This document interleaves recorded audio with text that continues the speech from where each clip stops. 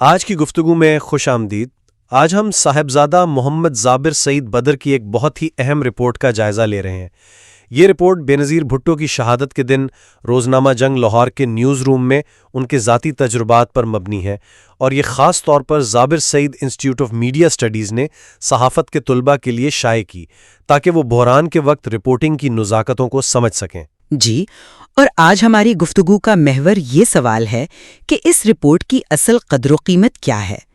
کیا یہ ایک قومی سانحے پر ذاتی اور اجتماعی دکھ کی ایک ایسی طاقتور داستان ہے جو سیاسی تقسیم سے بالاتر ہو کر ہر دل میں اتر گئی؟ یا پھر اس کی بنیادی اہمیت ایک بڑے تاریخی واقعے کو صحافتی نقطہ نظر سے دیکھنے، اس کے دباؤ کو برداشت کرنے اور خبر پہنچانے کے چیلنج کو سمجھنے میں ہے؟ دیکھیں، میں اسے اس طرح دیکھتا ہوں کہ یہ رپورٹ بنیادی طور پر ایک قوم کے مشترکہ صدمے کی گواہی ہے۔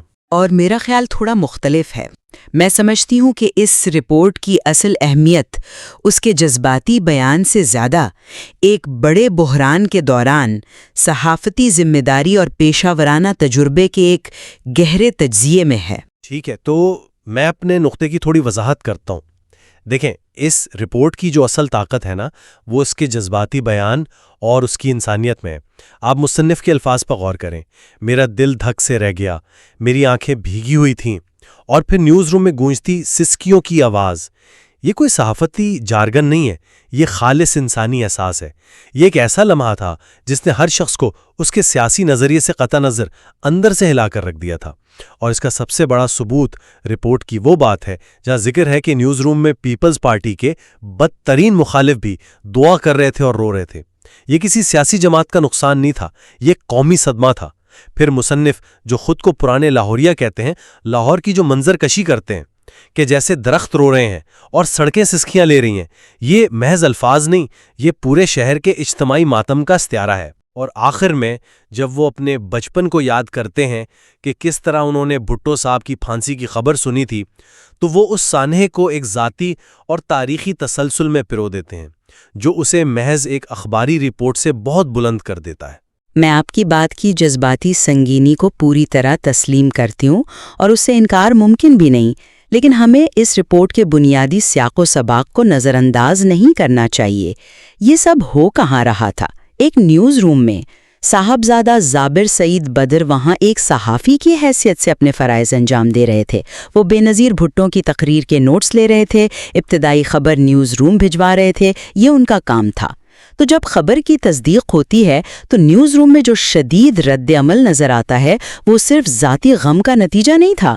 میرے خیال میں یہ اس غیر معمولی خبر کی سنگینی اور اس کے مضمرات کا ایک پیشہ ورانہ ادراک بھی تھا۔ وہاں موجود صحافی اس لمحے کی تاریخی اہمیت اور ملک کے مستقبل پر اس کے ممکنہ اثرات سے کسی بھی عام شہری سے زیادہ واقف تھے، اور اسی احساس نے ان کے جذبات کو شاید اور بھی شدید کر دیا۔ رہی بات لاہور کی منظر کشی کی، تو وہ بلا شبہ بہت پوئینٹ ہے، لیکن یہ ایک شخص کا ذاتی تاثر ہے جو ایک انتہائی تکلیف دہ دن کے بعد رات کو گھر جا رہا ہے۔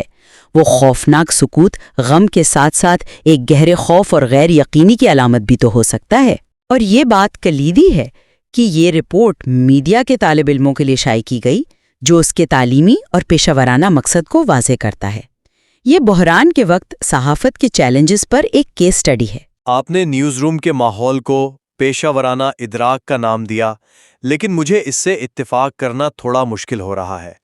رپورٹ کا سب سے چونکا دینے والا حصہ ہی یہی ہے کہ پیپلز پارٹی کے بدترین مخالفین بھی بوکھلائے ہوئے تھے اور ان کی آنکھوں میں آنسو تھے۔ کیا یہ بھی پیشہ ورانہ ادراک تھا؟ یہ تو خالص انسانی رد عمل ہے، جہاں سیاسی شناختیں اور اختلافات ایک لمحے کے لیے پگھل گئے اور صرف ایک مشترکہ قومی دکھ باقی رہ گیا۔ یہ دراصل بینظیر بھٹو کی شخصیت کی عظمت کو ظاہر کرتا ہے کہ وہ اپنی شہادت میں بھی قوم کو اس طرح متحد کر گئیں۔ یہ صرف ایک لیڈر کا نقصان نہیں تھا، یہ ایک امید کا قتل تھا، اور نیوز روم میں بیٹھا ہر شخص، چاہے اس کا سیاسی نظریہ کچھ بھی ہو، اس سچائی کو محسوس کر رہا تھا۔ نہیں، میں یہ نہیں کہہ رہی کہ وہ انسان نہیں تھے یا ان کے جذبات خالص نہیں تھے۔ میں کہہ رہی ہوں کہ ان کے جذبات ایک اضافی بوجھ تلے تھے۔ یہ ایک ہائی پریشر پیشہ ورانہ ماحول میں ایک انسانی رد عمل تھا۔ دیکھیں، صحافی صرف شہری نہیں ہوتے، وہ تاریخ کا پہلا مسودہ لکھنے والے ہوتے ہیں۔ وہ اس لمحے یہ بھی سوچ رہے تھے کہ اس خبر کا مطلب کیا ہے۔ اس کا مطلب ہے ملک میں افراتفری، فسادات، سیاسی عدم استحکام۔ تو ان کے آنسو صرف ایک فرد کے لیے نہیں تھے، بلکہ ملک کے اس غیر یقینی مستقبل کے خوف سے بھی تھے، جس کی پہلی جھلک وہ اپنی آنکھوں سے دیکھ رہے تھے۔ یہ اس پیشہ ورانہ ذمہ داری کے شدید بوجھ تلے انسانی جذبات کا فطری اظہار تھا۔ ان کا صدمہ دگنا تھا، ذاتی بھی اور پیشہ ورانہ بھی، کیونکہ وہ جانتے تھے کہ اب ان کا کام کتنا مشکل اور اہم ہونے والا ہے۔ کیا آپ یہ نہیں مانتے کہ ایک عام شہری اور ایک نیوز ایڈیٹر کے لیے اس خبر کے معنی مختلف ہوں گے؟ میں آپ کی بات سمجھ رہا ہوں، لیکن آپ جذبات کو پیشہ ورانہ ذمہ داری سے الگ کر کے دیکھ رہے ہیں۔ میں سمجھتا ہوں کہ اس رپورٹ کی خوبصورتی ہی یہ ہے کہ یہ دکھاتی ہے کہ کبھی کبھی سانحہ اتنا بڑا ہوتا ہے کہ پیشہ ورانہ ذمہ داری اور انسانی جذبات ایک ہو جاتے ہیں۔ چلیں لاہور کے ماتم کی طرف آتے ہیں۔ مصنف ایک پرانے لاہوریے کے طور پر ایک بہت اہم تقابل کرتے ہیں۔ وہ کہتے ہیں کہ ذوالفقار علی بھٹو کی موت کے وقت بازار کھلے تھے، روشنیاں تھیں، لوگ افسردہ ضرور تھے، لیکن زندگی چل رہی تھی۔ مگر بے نظیر کی شہادت پر لاہور مکمل طور پر خاموش اور ماتم کدہ بن گیا۔ بس اندھیرا، خوفناک سکوت، سنسان سڑکیں اور بازار۔ یہ تقابل اس بات کا واضح ثبوت ہے کہ یہ نقصان قوم کی روح پر زیادہ گہرا اور فوری تھا۔ ایک شخص جو لاہور کی ثقافت اور روح کو سمجھتا ہے، اس کی گواہی کو محض ذاتی تاثر کہہ کر کیسے رد کیا جا سکتا ہے؟ میں اسے رد نہیں کر رہی، میں صرف اس کی تشریح پر سوال اٹھا رہی ہوں۔ یہ منظر کشی ادبی اعتبار سے بہت طاقتور ہے، اس میں کوئی شک نہیں، لیکن تجزیہ کرتے وقت ہمیں محتاط رہنا چاہیے۔ کیا ہم ایک شخص کے رات کے سفر کے تاثر کو پورے شہر کا اجتماعی اور معروضی تجربہ قرار دے سکتے ہیں؟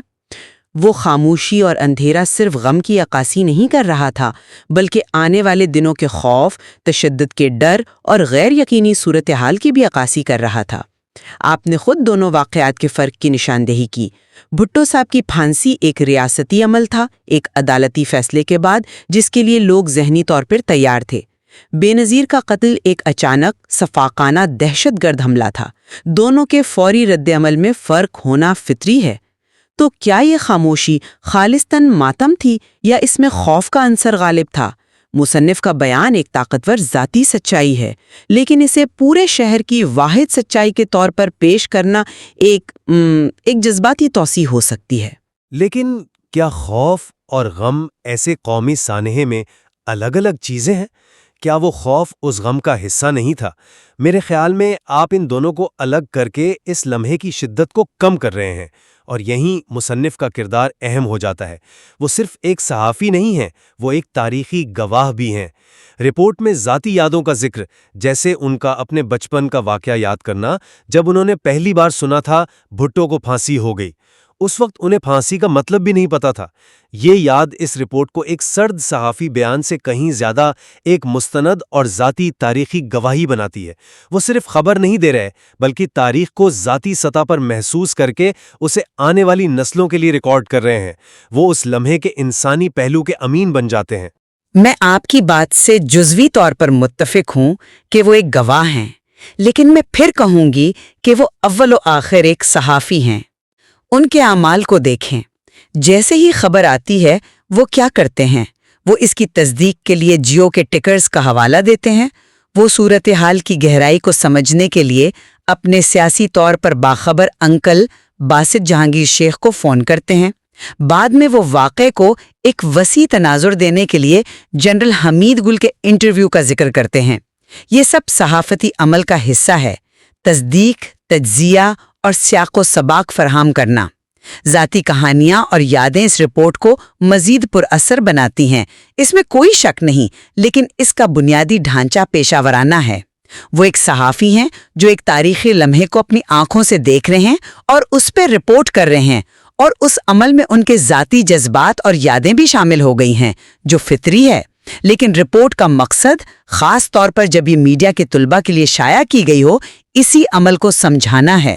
تو آپ کے خیال میں بچپن کی یاد کا ذکر صرف رپورٹ کو دلچسپ بنانے کے لیے تھا؟ میرے خیال میں اس کا مقصد بہت گہرا ہے۔ وہ یاد اس بات کی علامت ہے کہ کس طرح پاکستان کی تاریخ کے بڑے سانحات عام لوگوں کی زندگیوں کا حصہ بن جاتے ہیں۔ ایک بچہ جو پھانسی کا مطلب نہیں جانتا تھا، آج ایک اور سیاسی قتل کی خبر اپنے نیوز روم میں دے رہا ہے۔ یہ ایک نسل کا سفر ہے، ایک قوم کا سفر ہے جو تشدد کے سائے میں جی رہی ہے۔ یہ ایک صحافتی سبق سے کہیں بڑی بات ہے، یہ ہماری اجتماعی تاریخ کا ایک ذاتی خلاصہ ہے۔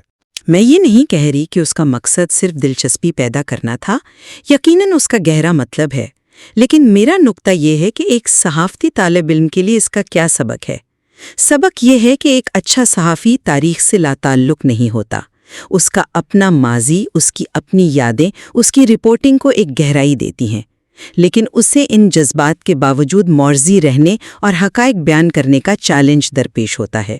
مصنف نے یہی کیا، انہوں نے اپنے آنسوؤں کا بھی ذکر کیا اور جیو کے ٹکر کا بھی، انہوں نے لاہور کی خاموشی کو بھی بیان کیا اور جنرل حمید گل کے تجزیے کا بھی حوالہ دیا۔ یہ رپورٹ ذاتی اور پیشہ ورانہ کے درمیان توازن قائم کرنے کی ایک بہترین مثال ہے، اور یہی اس کا بنیادی صحافتی سبق ہے۔ اس کا مقصد یہ دکھانا ہے کہ تاریخ کا پہلا مسودہ جذبات سے خالی نہیں ہوتا، بلکہ جذبات کے طوفان کے بیچ لکھا جاتا ہے۔ تو خلاصہ یہ ہے کہ میرے نزدیک یہ رپورٹ بے نظیر بھٹو کی شہادت کے انسانی پہلو کو اس طرح اجاگر کرتی ہے جیسا کوئی اور چیز نہیں۔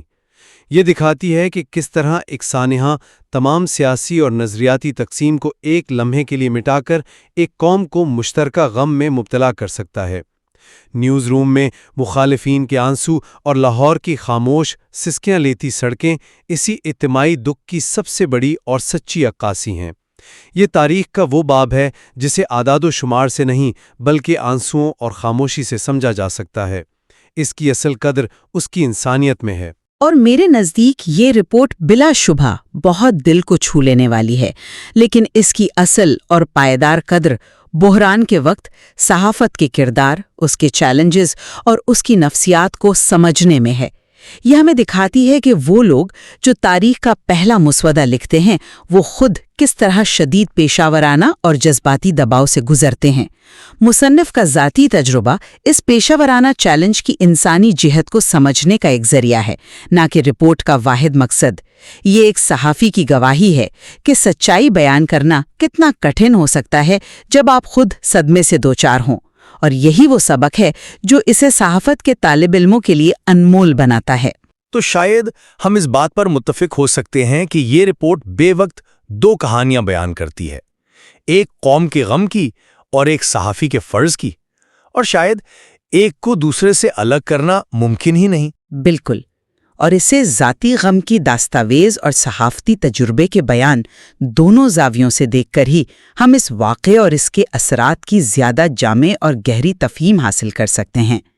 اس رپورٹ کی طاقت اسی میں ہے کہ یہ ہمیں ذاتی یادداشت اور پیشہ ورانہ رپورٹنگ کے پیچیدہ تعلق پر مزید غور کرنے کی دعوت دیتی ہے۔